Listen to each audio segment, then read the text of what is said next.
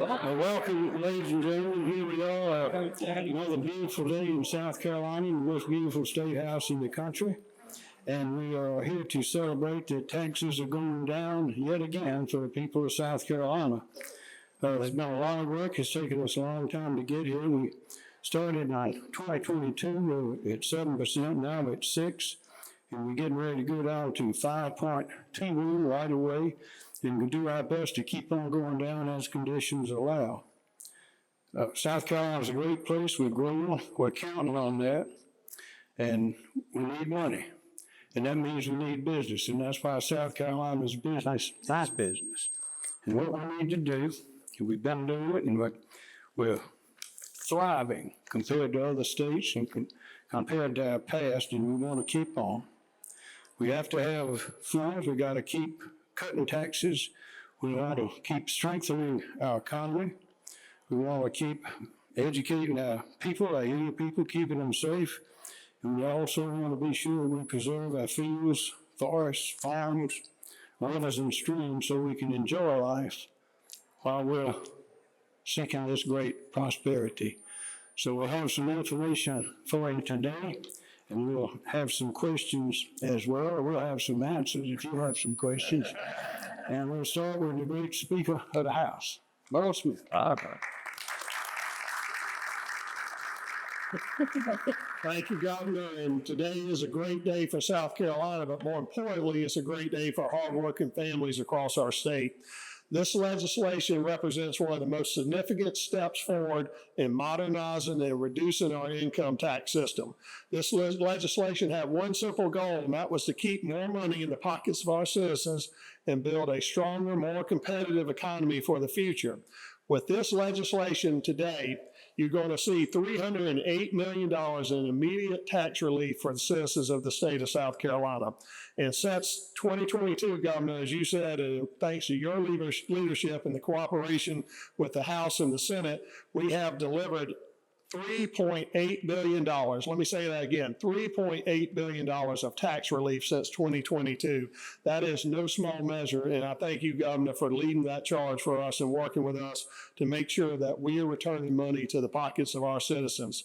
Now, some are going to argue that anything short of instant total elimination fails short or spread claims that this reform somehow raises taxes on the majority of South Carolinians. Let me tell you this now. They do not propose any real solutions, and they just run to social media and try to make their claims and complain. The very skeptics and critics who voted against this bill would rather keep our income taxes higher than support real responsible relief today.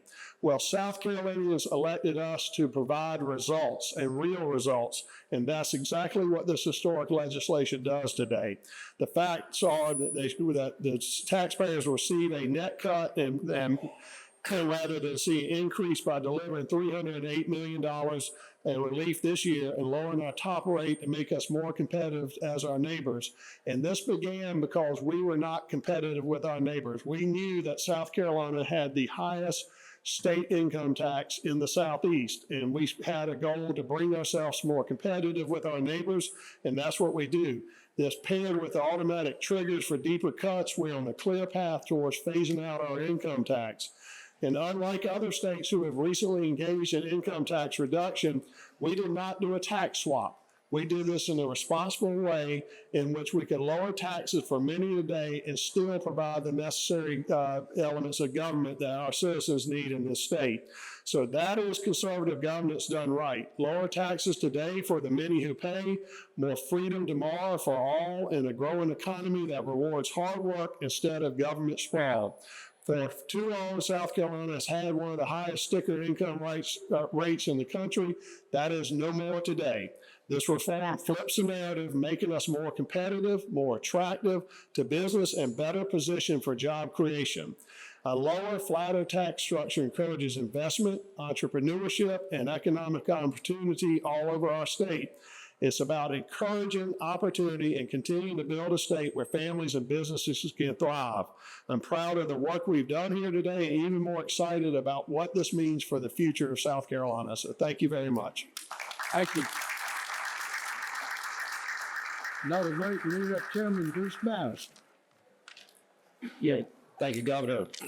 I want to tell a little quick story. The way these kind of bills get done is you have to have serious leadership.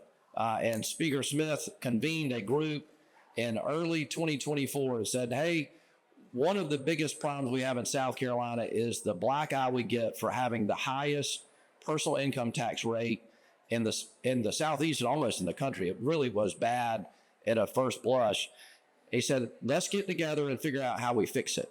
So we got together with the governor's office. We got the chairman. We got with the Senate president, the chairman of Senate Finance, and basically held a meeting once a month that the staff started calling a book club because we weren't making any decisions. We were just agreeing to meet the next month. We would agree on a time and then talk about how to move forward. Well, what those meetings resulted in was a group of people having a press conference saying, we have an idea. We are going to hold hearings. We are going to pass a historic tax relief bill. And we're going to have a product that we all agree on. And ultimately, that's how we got here today. We got every group that's serious about tax reform to come in and have like meaningful conversations with the leadership. We got the members brought in. We had basically everybody except those people who wanted to raise money with clicks on the internet. They didn't like it because it's taken something off the table that they've been complaining about for a long time. The basic principle that we started with is where we ended up, which is we wanted a lower, fairer rate.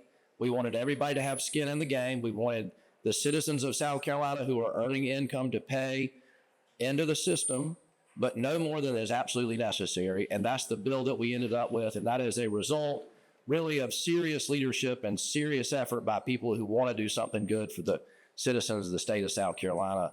And that's how you have this product today. And so we're happy to take any questions or get on to the bill signing. Hey, Question. so saying to the people of South Carolina might worry that this would put a more tax that's not the lower about salary. So this is what I will answer that. That's not true. There are people in every tax bracket, from the people making under 10,000 to the people making more than $1 million who pay less taxes. And in every one of those groups, there's some that pay more. But the result is everybody pays a lower, flatter tax and is treated more fairly. For those lower income folks, we still have the graduated rate where you have a lower rate for the low income folks. But even with that, the majority of South Carolinians are paying substantially less on their state income tax. Is there risks with the whole income tax to zero one day that they might see potential increases in other areas where their tax paying up? So the bill that is going to be signed by the governor today does not anticipate that we will raise any other tax to accelerate that process. It is on its own a pathway to zero. Okay. How long do you think you'll eventually take to get? So it depends on how fast the economy grows.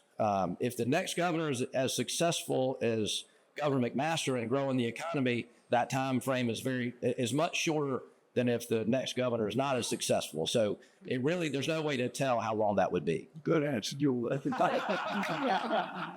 hear that. You're going to say it again. So what if it conversations, particularly in the Senate and without looking at tax policy the staple way.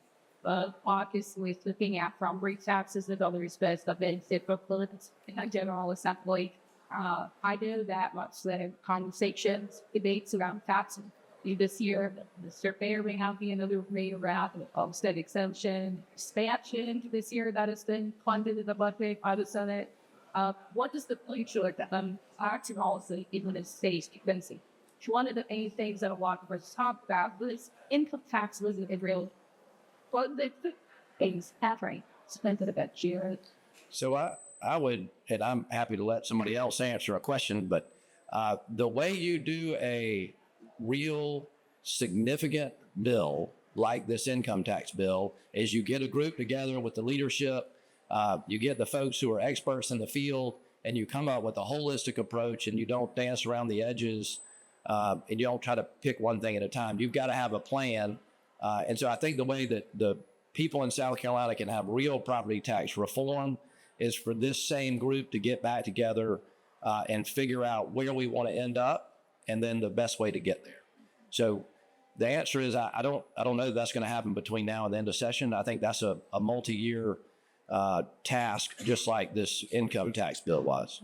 Well, that's something that the legislature is talking about potentially starting this conversation to get next year. Yes. So everybody behind me saying yes. I believe we are in the process of forming a similar group to look at property tax in a holistic way. It's obviously more complicated because a lot of that's driven by local governments, but it's also something that we have the ability to make it better for the citizens. More questions? And she, Get to the bill signing. Let's do it. yes.